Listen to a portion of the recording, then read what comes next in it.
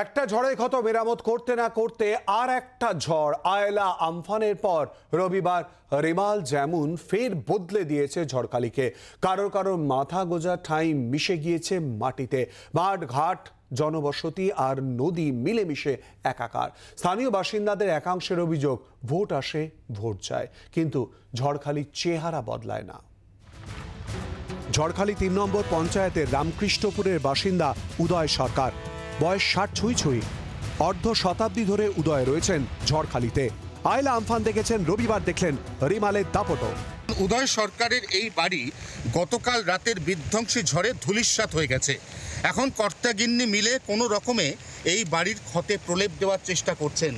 আশেপাশের মাঠ, পুকুর, ধান জমি, গোয়াল ঘর সমস্ত কিছু এখন কার্যত জল থই থই। এই অবস্থায় আরও ১৫ বা ২০ দিনের আগে স্বাভাবিক জীবন তার ছন্দে ফেরার কোনো আশা নেই। এর মধ্যে তো ভোট চলে আসছে। হ্যাঁ, সেটা আসছে তো। ভোট দেবে?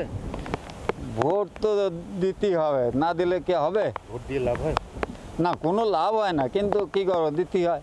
উদয় সরকার একা নন, এই ঝড়খালি এলাকায় ৫০ বা ৫৩ বছর ধরে বসবাস করছেন। এরকম প্রচুর মানুষের একই অভিযোগ।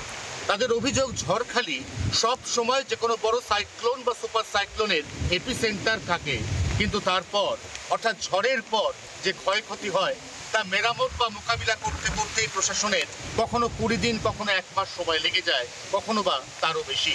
এই অবস্থায় ঝড় জলকে সঙ্গী করেই ঝড়খালির বাসিন্দাদের নিত্য বসবাস।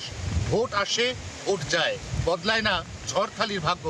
২৪ ঘন্টার জন্য ক্যামেরা তরুণের সঙ্গে অয়ন, ঝড়খালি, সুন্দরবন, দক্ষিণ ২৪ পরগনা।